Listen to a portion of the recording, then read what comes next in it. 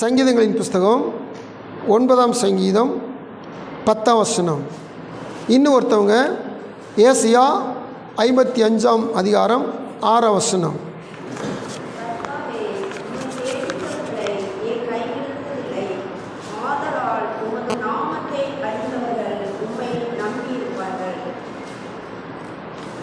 Asia 55:6.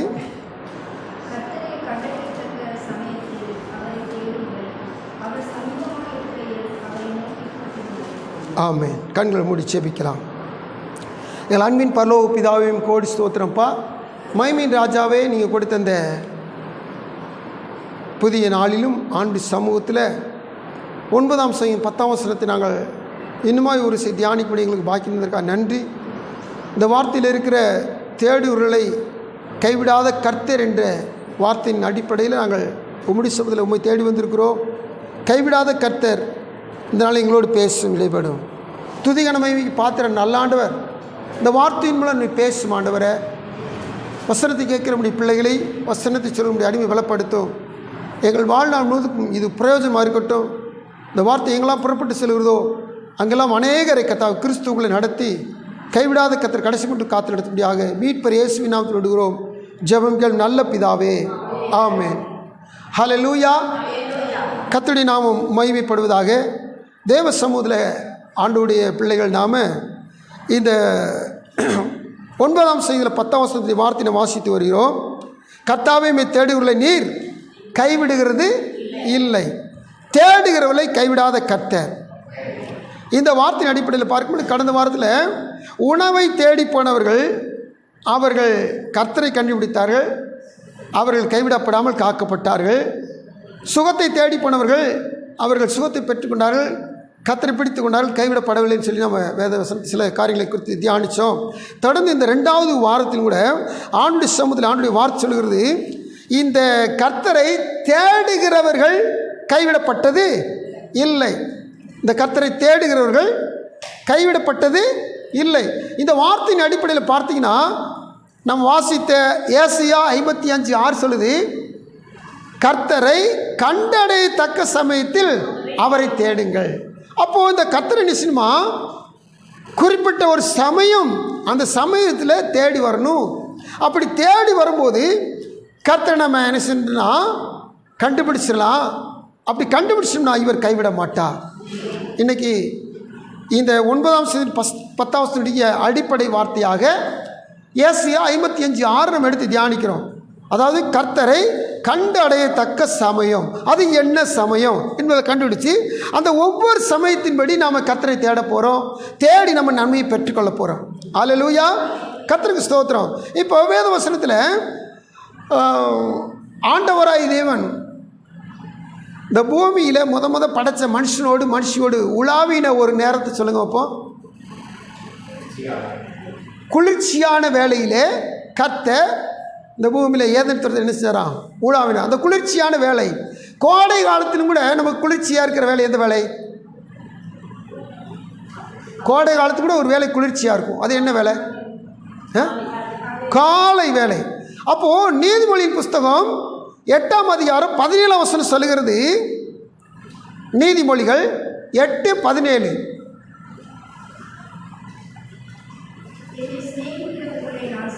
என்னை சிநேகிக்குள்ள நான் சிநேகிப்பேன், அதிகாலையில் என்னை தேடுகிறவர்கள் என்னை கண்டடைவார்கள். நல்லா கவனிச்சு பாருங்க அந்த ஆண்டுடைய வார்த்தையை. ஆண்டுடைய சமுதிரம் காத்திருக்க தேவ பிள்ளைகள் இப்போ அந்த குளிர்ச்சியான வேலையை கர்த்தர் உலாவினார்.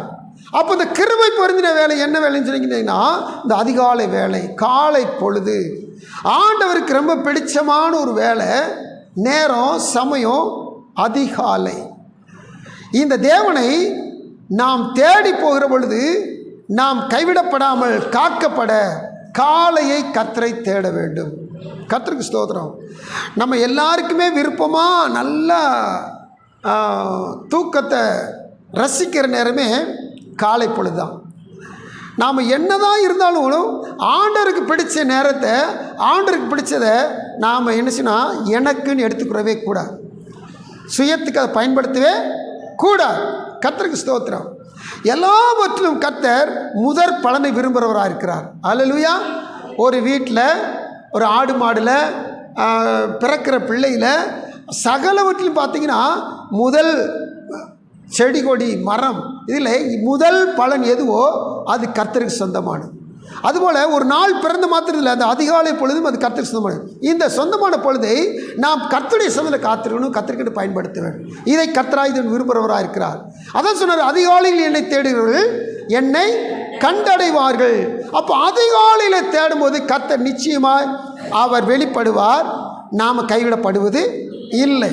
சரி, அடுத்தபடியாக இந்த வார்த்தைக்கு நம்ம கடந்து போகும்போது இந்த வார்த்தை நமக்கு சொல்லுகிறது, நம்ம எல்லாருக்கும் பிரசித்தி பெற்ற ஆபிரகாம் இவர் ஆண்டுடைய சமூகத்தில் எப்படி ஆசீர்வதிக்கப்பட்டார், எப்படி கைவிடாமல் தன்னுடைய குழந்தையை தன்னுடைய மகனை பாதுகாத்து கொண்டார், தன்னுடைய மகன் கைவிடப்படாமல் எப்படி உயிரோடு வாழ்ந்தான் என்பதற்கு ஒரு முக்கியமான ஒரு காரியம் சொல்லப்பட்டிருக்குது. ஆண்டவர் இந்த ஆபிரகாம் பார்த்து, ஆபிரகாமே நீ உனக்கு இருக்கிற ஒரே ஒரு மகனை நீ என்னசினா நான் காமிக்கிற மோரிய தேசத்துக்கு போய் அங்கே காமிக்கிற ஒரு மலையில் உன் மகனை எனக்கு தகன பலி செலுத்த அப்படின்றார். இப்போ ஆபிரகாம் பயப்படவே இல்லை. என்ன செஞ்சிட்டார்? தைரியமாக பெறப்பட்டார். அவர் பெறப்பட்ட நேரத்தை வேதம் பதிவு செய்யப்பட்டிருக்கு. ஆதியாகமம் 22ஆம் அதிகாரம் 3ஆம் வசனத்தில் இந்த வசனப்படியாக சொல்லுது பாருங்க. ஆபிரகாம் அதிகாலையில் எழுந்து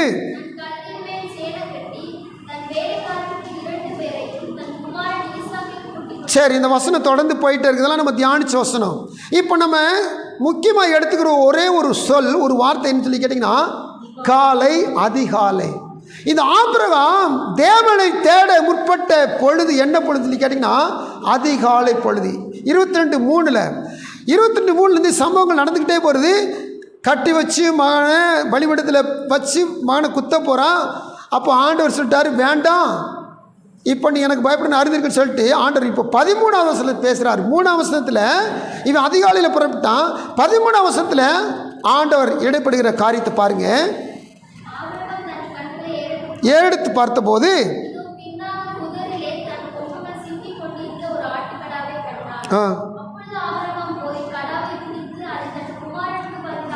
தன் குமாரனுக்கு ஈசாக்குக்கு பதிலாக பலியிட்டான். ஆக்சுவலாக கர்த்தருடைய சொல், கர்த்தருடைய கட்டளை என்னது? ஓம் மகனை எனக்கு தகன பலியை செலுத்து. ஆனால் இப்போ மகன் காக்கப்படணும்னு சொன்னீங்கன்னா இந்த ஆபிரகாம் கீழ்ப்படியணும். காக்கப்படுதுன்னா உயிரோடு இருக்குன்னு அர்த்தம். அப்போ கீழ்ப்படிச்சு அனுப்பிச்சிடும், உயிர் போயிடும். ரெண்டுக்கும் அனுப்பிச்சணும், கண்டிப்பாக கீழ்ப்படிச்சாகணும், வேலை செஞ்சுதாகணும். இவன் துணிச்சிட்டான். கர்த்தர் அவனை கொன்று போட்டாலும் திரும்ப அவனுக்கு தர வல்லவர், எனக்கு தர வல்லவர். ஏன்னா அவன் மூலம்தான் எனக்கு சந்ததி விளங்குன்னு சொல்லி கர்த்தர் திரும்பப்பட்டிருக்கிறார். அதனால ஒரு நாள் என்ன செய்ய மாட்டார், ஈசாக்க கொன்று போட்டு நிரந்தரமாக சாவிச்சிட மாட்டார், திரும்பி எனக்கு தருவார். அதனால தைரியமாக கொடுக்கன்னு சொல்லி கொடுத்தான். நல்லா கவனிச்சு பாருங்க. இந்த ஆபிரகாமுடைய கர்த்தரை தேடின பொழுது 22:3 சொல்லுது, அதிகாலையில் தேடினான். இப்படி தேடுறதுனால இந்த வேத வசனத்துடைய ஒரு பகுதி சொல்லுது பாருங்க, கர்த்தாவே உம்மை தேடுகிறவர்களை நீர் கைவிடுகிறது இல்லை. இந்த ஆபிரகாம் காலையில் தேடினதுனால இந்த ஈசாக்கு கைவிடப்படாமல் அவன் ஜீவனோடு ஒப்பு கொடுக்கப்பட்டான், திரும்பவும் பெற்றுக்கொள்ளப்பட்டான். காரணம், கர்த்தாவே உம்மை தேடுகிறவர்களை நீர் கைவிடுகிறது இல்லை. அப்போ தேடினதுனால கைவிடப்படாமல் ஈசாக்கு பெற்றுக்கொள்ளப்பட்டான். சரி, அடுத்தபடியாக நம்ம வாசித்தோம் 8:17 நீதிமொழிகளில் அதிகாலையில் தேடி கண்டறிவான்னு சொன்னாங்க. அவனுடைய வார்த்தை சொல்லுது. அதுக்கடுத்து 17க்கு அடுத்து 8:18 வசனத்தை வாசிக்க போகிறோம். அதில் இருக்கிற ஆசீர்வாதத்தை பாருங்க.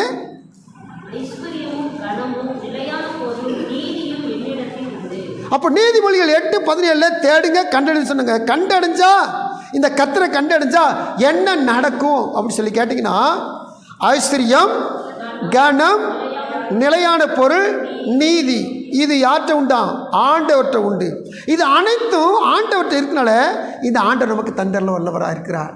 ஹல்லேலூயா, ஹல்லேலூயா. நல்லா கவனிங்க. இப்போது இதே ஆபிரகாம் அதிகாலை தேடுனதுனால இந்த ஆபிரகாம் விசுவாசி, இந்த ஆபிரகாம் கீழ்ப்படுகிறவன், இந்த ஆபிரகாம் தேவனுக்கு பயப்படுறவன், இந்த ஆபிரகாம் அதிகாலையில் கர்த்தரை தேடினவன். இதனால் இவனுக்கு கிடைச்ச பெரிய ஆசீர்வாதம்னு சொல்லி கேட்டிங்கன்னா, அந்த நீதிமொழி 8:18 படி ஐஸ்வர்யம் அளவில்லாமல் இவனுக்கு கிடச்சிட்டு. இவனுடைய வேலைக்காரன் இந்த ஈசாக்குக்கு பெண்ணு பார்க்க போகும்போது பெண்ணு வீட்டில் மாப்பிள்ளை வீட்டை பற்றி சொல்கிறான்.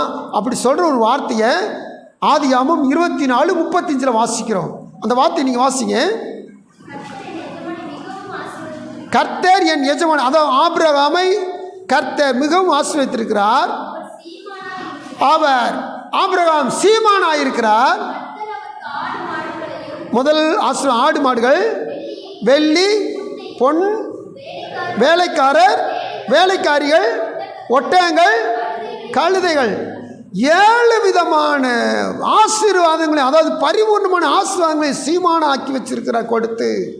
ஹல்லேலூயா, ஸ்தோத்திரம். அப்போது கர்த்தரை தேடுகிறவர்கள் எப்படிப்பட்டவங்களா இருப்பாங்களா? ஐஸ்வர்யம், கனம், நிலையான பொருள், நீதி உடையவர்களாய் காணப்படுவார்கள். ஹல்லேலூயா.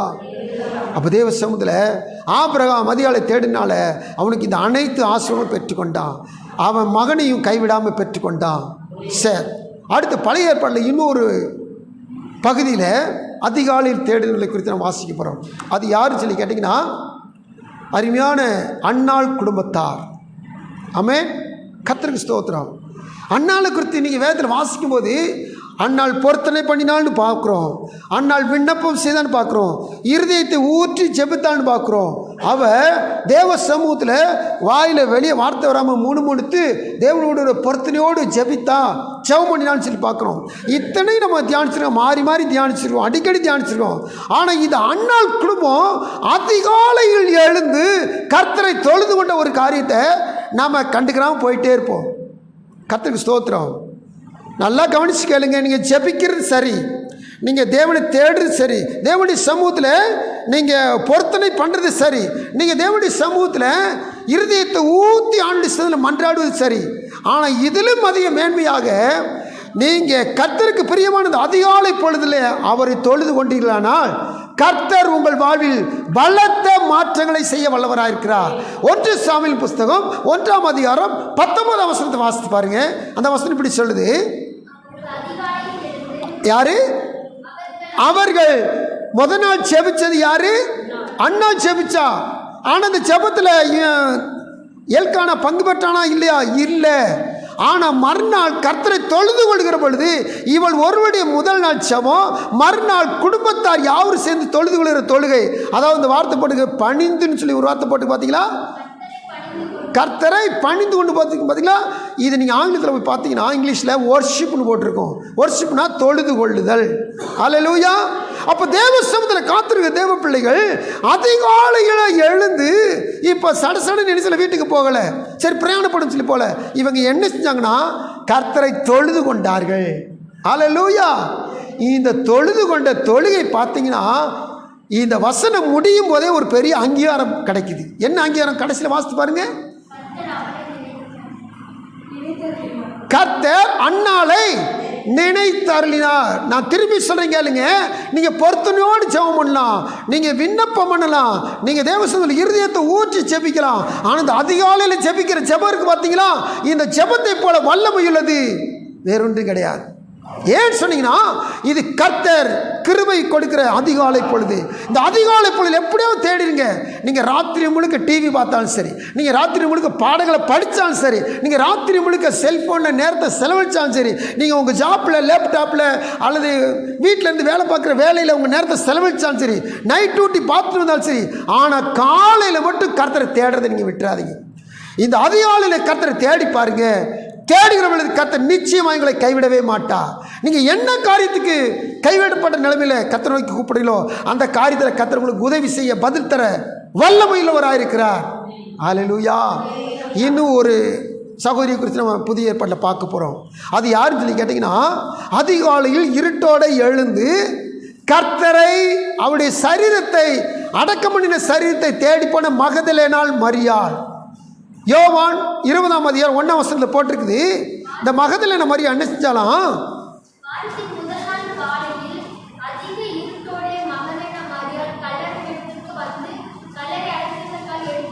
போதும். இங்கே இருக்கிற இந்த மேட்ருன்னு உங்களுக்கு சொல்கிறேன் கேளுங்க. இந்த மரியாள் எப்போ போகிறாலாம்? விடியலை, வெளிச்சம் வரல, சூரியன் உதிக்கலை. இன்னைக்கு ரொம்ப பேருக்கு ஸ்கூலுக்கு போகிற பிள்ளைகள் கூட ரொம்ப பேருக்கு சூரிய உதயமே தெரிய மாட்டேது. ஏன்னா லேட்டாக தேந்திரிப்பாங்க. கரெக்டாக போகிறதுக்கு எழுந்திரிப்பாங்க, குளிப்பாங்க, ப்ரெஷ் பண்ணுவாங்க, சாப்பிடுவாங்க, அது சாப்பிடுவாங்க, ஓடிட்டே இருப்பாங்க. இப்படி தான் நம்ம பிள்ளையுடைய வாழ்க்கை ஓடுது. ஆனால் இந்த மரியாளுடைய வாழ்க்கை நமக்கு ஒரு முன்னோடி. எப்படின்னு சொல்லி கேட்டிங்கன்னா, இருட்டாக இருக்கும்போது எழுந்து எங்கே போகிறாங்களாம்? கல்லறையின் இடத்திற்கு போகிறாங்க. பெண்கள் பொதுவாக தனியாக கல்லறைக்கு போக மாட்டாங்க, கூட்டத்தோடு சேர்ந்து போக மாட்டாங்க. அதில் யூதர்கள், அதில் முஸ்லீம்களை போல யூதர்கள் என்ன சொன்னால் கட்டுப்பாடோடு இருப்பாங்க. ஆனால் அந்த மரியாள் இயேசுவின் மேல் வைத்த அன்பு, காலையில் எழுந்து, அதுவும் இருட்டோடு எழுந்து இவங்க கல்லறைக்கு போகிறாங்க. கிடைச்ச ஒரு பாக்கியம் என்ன தெரியுமா? கிடைச்ச ஒரு சிலாக்கியம் என்ன தெரியுமா? யாருக்குமே கிடைக்காத ஒரு பாக்கியம், 12 சீடர்களுக்கு கிடைக்காத ஒரு சிலாக்கியம் பெற்ற தாய் மரியாள். அந்த மரியாளுக்கு கூட கிடைக்காத ஒரு பாக்கியம். ஸ்திரீகளிலே பாக்கியவதி யாருன்னு சொல்லி கேட்டிங்கன்னா மரியாளை சொல்லுவாங்க, இயேசுனுடைய தாயார் சொல்லுவாங்க. ஆனால் அதை காட்டிலும் பெரிய பாக்கியம் பெற்று யாருன்னு சொல்லி கேட்டிங்கன்னா இந்த மகதலேனாள் மரியாள். ஏன் இந்த பாக்கியம்னா, இவ தான் முதல்ல உயிர் தழுந்த ஆண்டவர் இயேசுவை தரிசித்தவள். அல்லேலூயா. சந்தோஷமாக இருக்கலாம். இன்றைக்கி நீங்கள் ஒரு பொருத்தனை பண்ணணும். கர்த்தாவே, நான் எப்படியாவது காலையில் உங்களை தேடுறேன் ஆண்டவரே, என் காரியம் கைவிடப்படாமல் எனக்கு நடக்கும்னா ஆண்டுடைய சமூகத்தில் ஒரு ஆபிரகாமை போல, ஒரு அண்ணாலை போல, ஒரு மகதில் மரியாதை போல நான் காலையில் நம்ம தேடி ஆண்டவர் ஒரு பொருத்தனை பண்ணி பாருங்க. கர்த்தர் நிச்சயமாய் கைவிடவே மாட்டார். கர்த்தாவை தேடல் நீர் கைவிடுவது இல்லை. இதுதான் கர்த்தர் கொடுத்த வாக்கு. இந்த வாக்கை நிறைவேற்ற அவர் வல்லவராக இருக்கிறார். ஒரு பிரசங்கத்தை கேட்கணும்னு நினச்சி கேட்டிங்கன்னா ஒரு பிரயோஜனம் கிடையாது. என் வாழ்க்கையில் இது நடக்கும், கர்த்தர் நடத்துவார்னு சொல்லி கேட்டிங்கன்னா நிச்சயம் இந்த வார்த்தை நிறைவேறும். அப்போது இந்த மதிலான மரியாதை பாருங்கள். பிரதான சீசன் பேதுரு, மார்பிலே சாய்ந்திருந்த அன்பான சீசன் யோவான், பெற்ற தாயால் மரியாள், இன்னும் அநேக சீசர்கள் உண்டு, இன்னும் அநேக பின்பற்றுள்ள பெரிய பெரிய பிரசித்திப்பட்ட நபர்கள் உண்டு. ஒருவருக்கும் கர்த்தர் தன்னை தரிசனமாக காமிக்கவில்லை. இந்த மகதலேனா மரியாள் அதிகாலையில் தேடி போன இந்த மரியாளுக்கு தான் கர்த்தர் முதல்ல தன்னை வெளிப்படுத்தினார். சீசர்களுக்கெல்லாம் சாயந்தரம் தான் வெளிப்படுத்தினார். அல்லேலூயா. சரி, இப்போ முதல் காரியம் கர்த்தாவை தேடுதலை கைவிடுவதில்லை. கர்த்தரை கண்டடைத்தக்க சமயத்தில் தேடுங்கள் என்பது எந்த சமயத்திலும் அதிகாலை சமயம். அடுத்து ரெண்டாவது காரியத்தை நம்ம கடந்து போகிறோம். ரெண்டாவது காரியம் என்னன்னு சொல்லி கேட்டிங்கன்னா, கர்த்தரை எந்த சமயத்தில் தேடுச்சிங்கன்னா, முதல்ல ஏசி 55:6 வாசனம்ல, இப்போ பிரசங்கி சங்கீதம் 55:7 வாசிங்க, 55:17 வாசிங்க.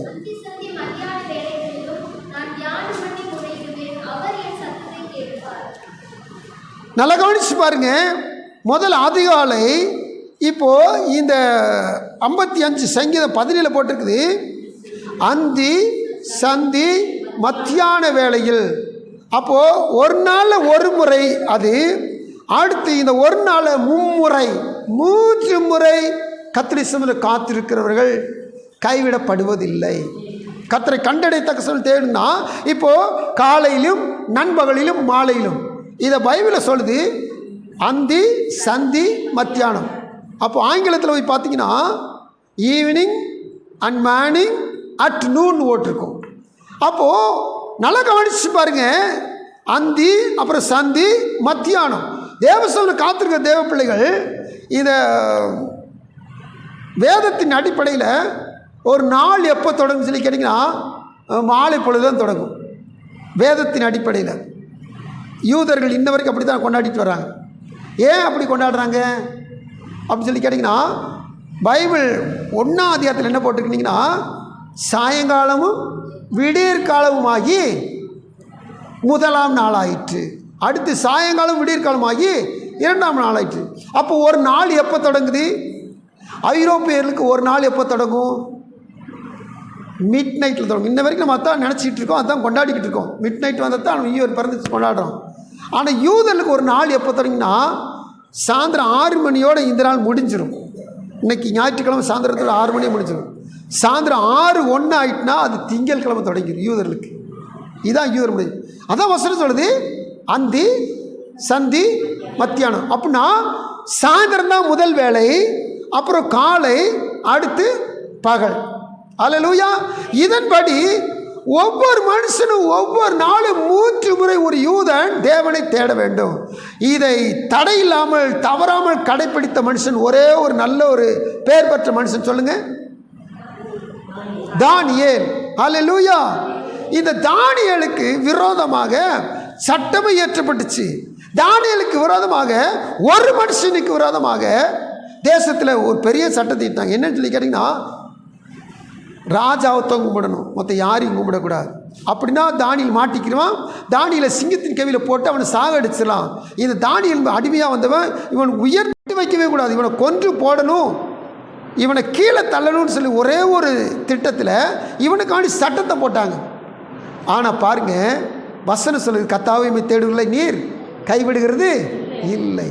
இந்த வார்த்தையின்படி கர்த்தரை 3 முறை தேடின, அந்தி சந்தி மத்தியானத்தில் தேடின இந்த தானியேலை கர்த்தர் கைவிடாமல் காத்து கொண்டார். காரணம், தானியேல் 6:10 அந்த வசனம் போட்டிருக்குது. சத்தம் வாசிங்க.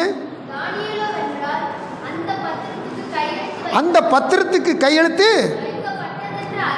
அறிந்த போதிலும்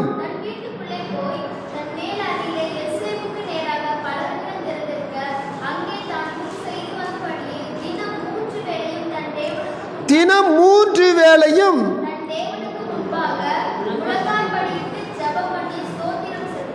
அல்லேலூயா முழங்கால் படியிட்டு ஸ்தோத்திரம் செலுத்தினான்.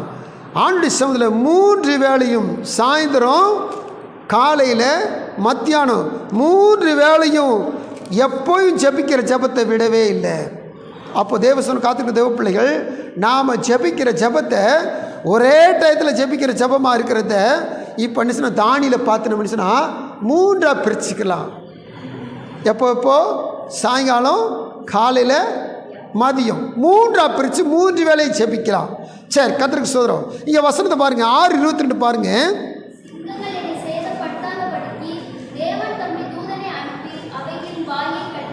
கட்டி போட்டார்.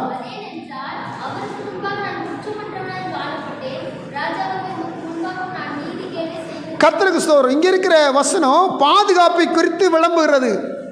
அப்போ வசனம் நமக்கு வாக்கு பண்ணின வசனம், கர்த்தாவை தேடுகிறவர்களை நீ கைவிடுறது இல்லை. காலையில் தேடுகிறவர்களை, அந்தி சந்தி மத்தியானத்தில் தேடுகிறவர்களை கர்த்தர் கைவிடுகிற தேவனே அல்ல. அந்த வார்த்தையின்படியே இந்த தானியேலை கர்த்தர் காத்து கொண்டார். கர்த்தருக்கு ஸ்தோத்திரம்.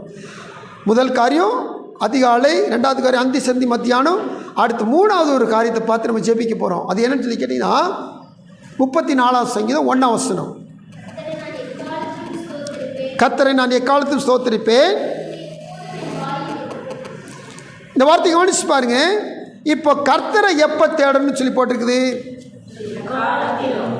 கர்த்தரை தேடுகிற காரியத்தை பற்றி வேன் சொல்லுகிற பொழுது, எக்காலத்திலும் எப்பொழுதும். இந்த வார்த்தை சொன்ன மாத்திரத்தில் அநேக நேரங்கள் நம்ம இடறி போகிறோம். எப்படின்னு சொல்லி கேட்டிங்கன்னா, இப்போ நான் படிக்கிறத விட்டுட்டு எப்பொழுது எப்படி கர்த்தரை தேட முடியும்? எப்படி கர்த்தரையே சோதனை பண்ணிக்கிட்டே இருக்க முடியும்? எப்படி கர்த்தரையே சொல்லி ஜெபிச்சுக்கிட்டே இருக்க முடியும்? எனக்கு ஒரு ஜாப் கொடுக்கப்பட்டிருக்கு, எனக்கு ஒரு பொறுப்பு உத்தியோகம் இருக்குது, எனக்கு கவனிக்க வேண்டிய கடமைகள் இருக்குது, என் கடமை விட்டு நான் எப்பொழுது எப்படி நான் கர்த்தரை ஜெபம் பண்ண முடியும் அப்படின்னு நினைப்போம். அது இல்லை வேலை. இப்போ இதுக்கு நல்ல இணையான ஒரு உதாரணம் புதிய ஏற்பாட்டில் லூக்கா எழுதின சுவிசேஷம் 18ஆம் ஒரு சம்பவம் உண்டு. அந்த சம்பவத்தில் அநீதியில் நியாயாதிபதிட்ட போய் ஒரு ஏழை விதவை நியாயம் கேட்குறா. அப்படி கேட்டுட்டு அவளுக்கு கிடைக்கவே இல்லை. ஆனால் அந்த அநீதியில் நியாயாதிபதி அவன் மனசில் இப்படி சொல்கிறான், இந்த ஏழை விதவை எப்பொழுதும் தொந்தரவு செய்கிறபடியால் இவள் அடிக்கடி வந்து என்னை அலட்டாதபடிக்கு இவ செய்கிற காரியத்தை மனசில் சிந்திக்கிறான். எப்பொழுதும், அடிக்கடி 2 வார்த்தையை அந்த அநீதியில நியாயாதிபதி பயன்படுத்துகிறான். கவனிக்கிறீங்களா? எப்பொழுதும், அடிக்கடி. அப்போ இவன் வீட்டில் சமையல் பண்ணலையா? பண்ணல. இவ தூங்கலையா? தூங்குனால. ஆனால் அவன் என்ன சொல்கிறான்? எப்பொழுதும், அடிக்கடி என்று நியாயம் கேட்டுக்கிட்டே இருக்கா. அப்படின்னா என்ன அர்த்தம்? இந்த காரியம் முடிகிற வரைக்கும் அவள் இவனை விடவே இல்லை. ஒருவேளை காலையில் வருவா, சாயந்தரம் வருவா, மதியம் வருவா, சில நேரத்தில் காலையில் சாப்பிட்டு கொஞ்சம் நேரம் கழிச்சு வருவா, அல்லது மதியம் போல் தூங்கி எந்திரிச்சு வருவா, அல்லது சாயந்தரம் ஒரு 4 மணியை போல் ஒரு தேநீர் குடிச்சிட்டு வருவா. அவளுக்கு எப்போ போல சமயம் கிடைக்குதோ அப்பையெல்லாம் வருவா. அப்போ இந்த ஏழை விதவை நியாயம் பெற்றுக்கொள்ளுக்கு காரணம் எப்பொழுதும் அடிக்கடி. அப்போ தேவசம் நமக்கு ஒரு காரியம் வாய்க்கணும், நாம் கைவிடப்படாமல் இருக்கணுங்கன்னா நாமும் தேவ சமூகத்தில் எப்பொழுதும் அடிக்கடி இந்த வார்த்தையின்படி நாம் கர்த்தரை துதித்து கொண்டே இருக்கணும். ஆமென். 34 அதை சொல்லுது. அந்த வார்த்தை ஆங்கிலத்தில் பார்த்தீங்கன்னா அட் ஆல் டைம்னு ஓட்டிருக்கும், கண்டினியூலின்னு ஓட்டிருக்கும். அப்போது எப்பொழுதும் இடைவிடாமல் அப்படின்னா என்ன அர்த்தம்? நாம் ஒரு காரியத்தை தொடங்கிட்டோம்னா அந்த காரியம் கிடைக்கிற வரைக்கும் நாம் தேவ சமூகத்தை தேடிக்கிட்டே இருக்கணும். அல்லேலூயா, கர்த்தருக்கு ஸ்தோத்திரம். நீங்கள் ஆண்டவருடைய வார்த்தையில் ஒரு வார்த்தை 10ல் 1 கொடுப்பது கர்த்தருடைய சமூகத்தில். இந்த 10ல் 1 கொடுப்பதை நேற்று தினத்து கூட ஒரு ஊழியக்காரர் சொன்னார். ஒரு 24 மணி நேரத்தில் 10ல் 1 நான் ஒரு அட்லீஸ்ட் ஒரு 2.5 மணி நேரம் நினச்சினீங்கன்னா கர்த்தருக்கு கொடுக்கணும். இந்த 2.5 மணி நேரத்தை கர்த்தருக்கு கொடுக்குற பொழுது இந்த 2.5 மணி நேரத்தை நம்ம டிவைட் பண்ணி வச்சுக்கலாம். இந்த 2.5 மணி நேரத்தை 10ஆக கூட பிரிச்சுக்கலாம். இந்த 2.5 மணி நேரத்தில் என்ன செய்யணும், 5ஆக பிரிச்சுக்கலாம் அல்லது 7ஆக பிரிச்சுக்கலாம். தேவசோனை காத்திருக்கிறது எப்படியாவது ஒரு நாளைக்கு 2.5 மணி நேரம் கர்த்தருடைய சமூகத்தில் காத்திருக்கணும். ஒன்று பாட்டில் ஒரு நேரத்தை செலவழிக்கலாம், துதியில் நேரத்தை செலவழிக்கலாம், வேத வாசிப்பில் நேரத்தை செலவழிக்கலாம், தனி ஜெபத்தில் வேறு தேவனுடைய சமூகத்தில் நேரத்தை செலவழிக்கலாம், தியானத்தில் நேரத்தை செலவழிக்கலாம், ஆண்டரை பற்றி மற்றவங்களுக்கு சொல்லி அது வியாக்கியானம் மண்டல நேரத்தை செலவழிக்கலாம். எப்படியோ 2.5 மணி நேரத்தை கர்த்தருக்கு கொடுக்குற பொழுது இந்த 2.5 மணி நேரம் பாருங்கள் தேவ சமூகத்தில் இது கர்த்தருக்கு ஒரு பிரியமான ஒரு காரியம். அப்போது இந்த யூதருடைய பழக்கம் என்ன சொல்லிக்கிறீங்கன்னா ஒரு நாளைக்கு குறைஞ்சது 70 முறை ஜெபிச்சுருவாங்களாம். அப்போ இந்த ஜெபம் எவ்வளோ நேரம் இருக்கும்? 70 முறை ஜெபிச்சாங்கன்னா ஒரு ஜெபத்துக்கு எவ்வளோ நேரம் இருக்கும்? 1 நிமிஷம் கூட இருக்கலாம், 1/2 நிமிஷம் கூட இருக்கலாம், அல்லது 5 நிமிஷம் இருக்கலாம். நீங்கள் ஒரு கடைக்கு போகிறீங்க, ஒரு ஜெபம் பண்ணிட்டு போங்க. கடைக்கு போயிட்டு வந்து ஒரு ஜெபம் பண்ணு. நீங்கள் ஒரு பிரயாணம் போகிறீங்க, ஒரு வேலைக்கு புறப்படுறீங்க, ஒரு ஸ்கூலுக்கு புறப்படுறீங்க, ஒவ்வொரு காரியத்துக்கும் நீங்கள் ஜெபம் பண்ணுங்க. தேவசமத்தில் ஒரு பாடம் படிக்க வீட்டில் தொடங்குறீங்க, ஜெபம் பண்ணுங்க. இப்படிலாம் ஒவ்வொரு ஜெபத்தையும் எண்ணி எண்ணி எண்ணி பாருங்கள், டயத்தை போட்டு போட்டு பாருங்கள், ஆட்டோமேட்டிக் என்ன வந்துடும்? எப்பொழுதும் எக்காலத்திலும் கர்த்தரை நான் துதிக்கிறவன். ஒவ்வொரு முறையும் ஸ்தோத்திரம் பண்ணி தொடங்க, ஒவ்வொரு முறையும் கர்த்தரை மகிமைப்படுத்தி ஜெபித்து பாடத்தை படிக்க தொடங்க, வேலையை செய்ய தொடங்க. இப்படி செய்யும்போது யூதருடைய வழக்கத்தை விட நம்முடைய வழக்கம் மிஞ்சி போயிடும். அப்போ நிச்சயமாக இந்த தாவீதுடைய வார்த்தையின்படி எக்காலத்திலும் எப்பொழுதும் கர்த்தருடைய சமூகத்தில் ஜெபிச்சு கொண்டே இருக்கலாம். அல்லேலூயா. முதல்ல அதிகாலை, அந்தி சந்தி, மத்தியானம், அடுத்து எப்பொழுதும் எக்காலத்திலும். இந்த வார்த்தையில் கொஞ்சம் நம்ம என்ன சொன்னால் பார்த்துட்டு ஒரு 5 நிமிஷத்தில் நம்ம என்ன முடிக்க போகிறோம். என்னன்னு சொல்லி கேட்டிங்கன்னா இந்த தாவீது சொன்னது இந்த வார்த்தை. இந்த தாவீதுக்கு பார்த்தீங்கன்னா எப்போ எல்லாம் தாவீதுக்கு பயம் வந்துச்சோ அப்போ எல்லாம் தேடுவான். மனுஷனுக்கு ஒரு வாழ்க்கையில் என்னென்ன சம்பவம் நடக்குதோ அப்போயெல்லாம் கர்த்தரை தேடணுன்றதுக்கு தாவீது நல்ல ஒரு உதாரணம்.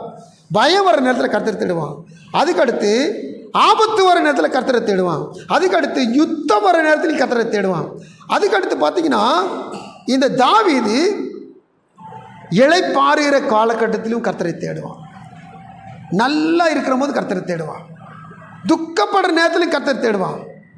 இவன் பாவத்தில் விழுந்துட்டான்னு சொல்லி உணர்த்தப்படுகிற பொழுதும் கர்த்தரை தேடுவான். அல்லேலூயா. எந்த காலத்திலும் கர்த்தரை ஸ்தோத்திரிக்கிற மனுஷன் எப்படி பண்ணுதுன்னா ஒவ்வொரு காலகட்டம் வரும்போதும் கர்த்தரை தேடுவான். ஏன் இதை கர்த்தர் நமக்கு ஒரு உதாரணம் வச்சுருக்கான்னு சொல்லி கேட்டிங்கன்னா, ஆபத்து வந்துருச்சு அல்லது குறைவு வந்துருச்சு அல்லது ஒரு தேவைகள் சந்திக்கப்படுகிற ஒரு நேரம் வந்துருச்சு, அந்த தேவைகள் சந்திக்கப்படுறதுக்கு இவ்வளவு லட்சங்கள் தேவைப்படுது அல்லது இவ்வளவு சப்போர்ட் தேவைப்படுதுன்னா அந்த சப்போர்ட்டுக்காண்டி அநேக நேரங்களில் ரட்சிக்கப்பட்ட மனிதர்கள் செய்கிற காரியம் என்னன்னு சொல்லி கேட்டிங்கன்னா உடனே ஃபோன் எடுத்து அடிப்பாங்க. அடித்து பெரிய உத்தியோகத்தில் இருக்கிறவங்க அல்லது பெரிய மினிஸ்டராக இருக்கிறவங்க அல்லது பெரிய பதவியில் இருக்கிறவங்கள தேடுவாங்க. இல்லை, எல்லாவற்றுக்கும் மேலே இருக்கிற கர்த்தரை தேடணும், அதுதான் முக்கியம். இதைத்தான் கர்த்தர் விரும்புகிறவராக இருக்கிறார். அல்லேலூயா.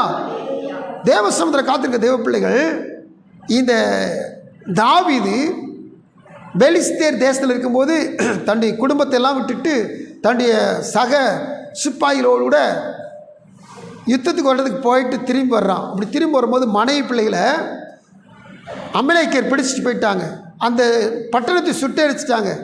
இப்போ கூட இருக்கிறவங்களாம் பார்த்தாங்க, இந்த தாவீது கூட சேர்ந்து விளங்காமல் போச்சு, நம்முடைய மனைவி பிள்ளையெல்லாம் பிடிச்சிட்டு போயிட்டாங்க, இனி நம்ம என்ன செய்யறது, வேறு வழியே கிடையாது, தாவீதை கொன்று போடுறா அப்படின்னு சொல்லி கல்லெடுத்து கொல்ல பார்க்குறாங்க. ஆனால் அந்த நேரத்தில் தாவீது செஞ்ச ஒரு முதல் காரியம், 1 சாமுவேல் 30 சம்பவம் உண்டு. என்ன செஞ்சான்னு சொல்லி கேட்டிங்கன்னா, கர்த்தர்கிட்ட போய் விசாரிக்கிறான், கர்த்தர்கிட்ட ஜெபிக்கிறான். அப்போ ஒரு ஆபத்து வந்துருச்சு, தன்னுடைய நண்பர்கள் தன்னை கொல்ல போகிறாங்கன்னு மாத்திரத்தில் பயந்து போய் இப்போ அவங்ககிட்ட போய் காம்ப்ரமைஸ் பண்ணலை, அவங்ககிட்ட போய் ஒப்புரவாகலை. டேய் இந்த முறை எப்படியாவது உங்களுக்கு காப்பாற்றி கொடுத்துறேன், என்னை கொன்றாதீங்கன்னு சொல்லி கெஞ்சலை. என்ன செஞ்சா தெரியுமா, கர்த்தர்கிட்ட போனான். அப்படி கர்த்தர்கிட்ட போன மாத்திரத்தில், கர்த்தாவே இந்த அமலேக்கியன் தண்டை நான் இந்த சேனையை நான் தொடர்ந்து போய் பிடிக்கலாமா, அதை நான் பிடிச்சி நான் மேற்கொள்வேனா, என் பொருட்கள்லாம் திருப்பி கொள்வான்னு சொல்லி கர்த்தர்கிட்ட கேட்குறான். கர்த்தர் பதில்ச்சுனா, நீ போ, உன்னை நீ எல்லாத்தையும் திருப்பி கொடுக்க நான் கொடுப்பேன், நீ எல்லாத்தையும் திருப்பி கொண்டு வரணும்னு சொன்னார். ஜெபிச்சுட்டு போனதுனால அங்கே இருக்கிற அனைத்து பொருட்களையும் கர்த்தர் திருப்பி கொண்டு வந்து வச்சுட்டார். வசனத்தை வாசித்து பாருங்கள், 1 சாமுவேல் புஸ்தகம் 30 அதிகாரம் 17, 18, 19 கடன் வாசிக்கப்போ 19 வருஷம் வாசிங்க.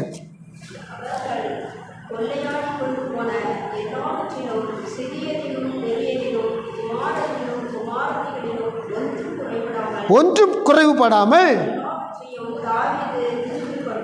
எல்லாவற்றையும் தாவீது திருப்பி கொண்டான். அல்லேலூயா. நல்லா கவனிச்சு பாருங்க, கர்த்தாவை தேடுகளை நீ கைவிடுகிறது இல்லை. இழந்து போன எல்லாத்தையும் தாவீது நினைச்சிட்டான், கர்த்தரை தேடுனதுனால திருப்பி கொண்டான். அப்போ பயம் வந்த நேரத்தில், ஆபத்து வந்த நேரத்தில் அவன் திருப்பி கொண்டான். அதுக்கு அடுத்தபடியாக பார்த்தீங்கன்னா, இந்த தாவீது கர்த்தரை தேடின இன்னொரு சமயம் சொல்லி கேட்டிங்கன்னா,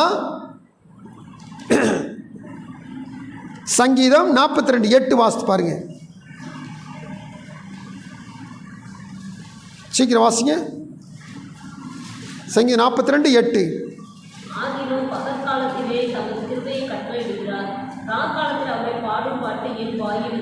பகற்காலத்தையும் சொல்றாரு, ராக்காலத்தையும் சொல்கிறார். ராக்காலத்தில் சொல்றாரு, உம்மை பாடும் பாட்டு என் வாயில் இருக்கும். அப்போ கர்த்தர் இந்த மனுஷன் துதிச்சுக்கிட்டும் ஸ்தோத்திரிச்சுக்கிட்டும் பாடிக்கிட்டும் ஆராய்ச்சிக்கிட்டும் தேடிக்கிட்டே இருக்கிற ஒரு மனுஷன். பகற்காலத்தில் தேடும்போது கர்த்தருடைய கிருபை விளங்குது, ராக்காலத்தில் தேடுகிற பொழுது கர்த்தருடைய ஜெபத்துக்கு பதில் கர்த்தருடைய சொன்ன ஜெபத்துக்கு பதில் கிடைக்குது.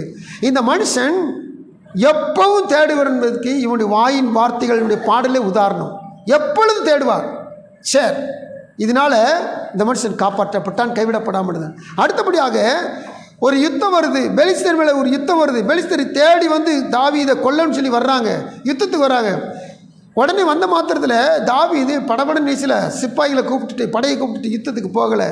இவன் செஞ்ச காரியம் என்ன தெரியுமா, 2 சாமுவேல் புஸ்தகம் 5 அதிகாரம் 19 வசனத்தை வாசித்து பாருங்க.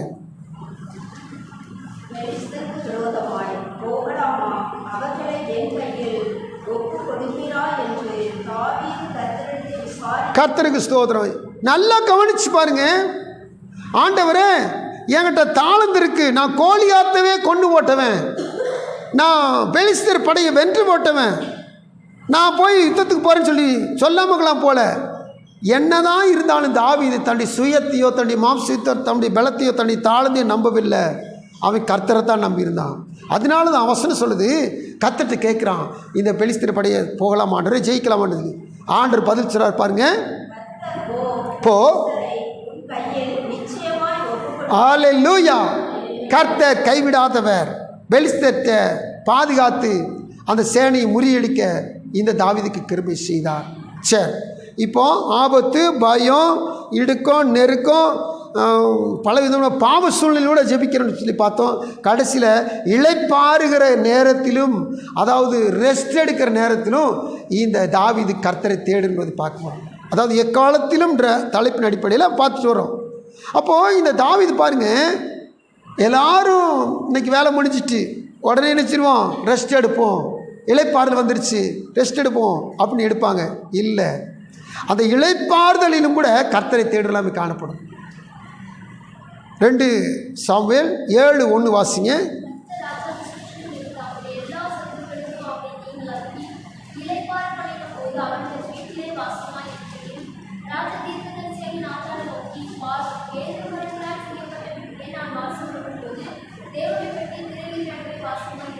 இப்போ தேவனுடைய ஆலயத்தை கட்டுகிற காரியமாக அவன் முற்படுகிறதை பார்க்கிறோம். ஆண்டுடைய சமூகத்தில் இளைப்பாறுதல் அடைந்த பொழுது சரி ரெஸ்ட் கிடச்சிட்டு வாங்க ரெஸ்ட் எடுப்புன்னு சொல்லி இல்லை, அதுக்கு பதிலாக கர்த்தர் எனக்கு வீட்டை கட்டிட்டாரு, கர்த்தர் எனக்கு ராஜ்யத்தை கட்டி கொடுத்துருக்கார், எனக்கு பிள்ளை மனைவி கொடுத்துருக்கிறார், இப்போ கர்த்தருக்கு நான் என்ன செய்யணும்? வீட்டை கட்டணும். எனக்கு வீட்டை கட்டி கொடுத்த கர்த்தருக்கு நான் கர்த்தருக்கு வீட்டை கட்டணும்னு சொல்லி இப்போ என்ன செய்யணும்? முற்படுகிறான். ஆனால் உண்மையிலேயும் கர்த்தர் செஞ்ச காரியத்தை நீங்கள் வாசித்து பாருங்கள். இந்த வசனம் போட்டுக்கு, அதாவது 7:16 பாருங்கள். 2 சாமுவேல் 7:16.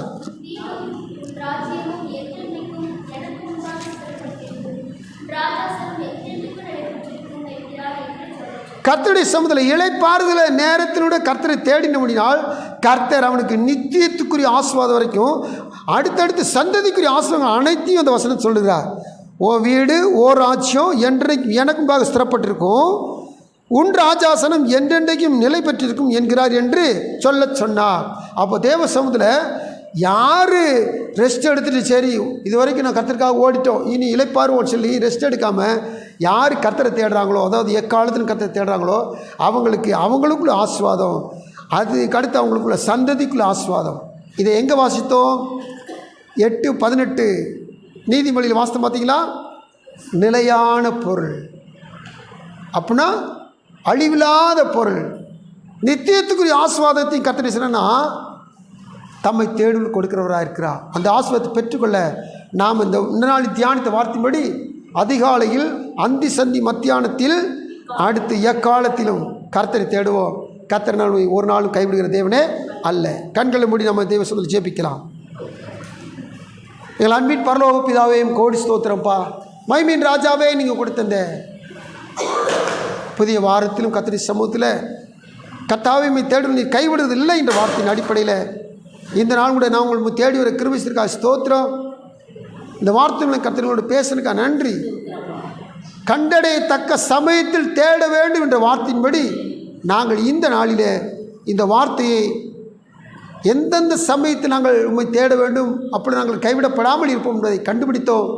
அதன்படி நாங்கள் அதிகாலையில் தேடவும், ஒரு நாளைக்கு 3 முறை தேடவும், ஒரு நாளில் சமயம் கிடைக்கும் போதெல்லாம் எப்பொழுதும் அடிக்கடி தேடிக்கொண்டே இருக்க உதவி செய்யுங்க. இது நிமித்தம் நாங்கள் கனமும் ஆண்டவரே நிலையான பொருளும் ஆண்டவரே ஐஸ்வர்யமும் நீதியும் பெற்றுக்கொள்ள எங்களை நடத்துகிற தேவனுக்கு நன்றி. அப்படியே செய்யுங்க. ஒரு ஆபிரகாமை போல, ஒரு அன்னாளை போல, ஒரு மகதலேனா மரியாளை போல, ஒரு தானியேலை போல, ஒரு தாவீதை போல தேவ சமூகத்தில் நாங்கள் காணப்பட எங்களுக்கு உதவி செய்ய. இப்போதும் கர்த்தாவே வார்த்தையை சொன்ன வார்த்தையை கேட்ட முடிய பிள்ளைகளை ஆசீர்வதித்து கைவிடாமல் நடத்துங்க. மீட்பர் இயேசு கிறிஸ்து நாமத்தில் ஓடுகிறோம் ஜெபம் கேளும் நல்ல பிதாவே, ஆமென்.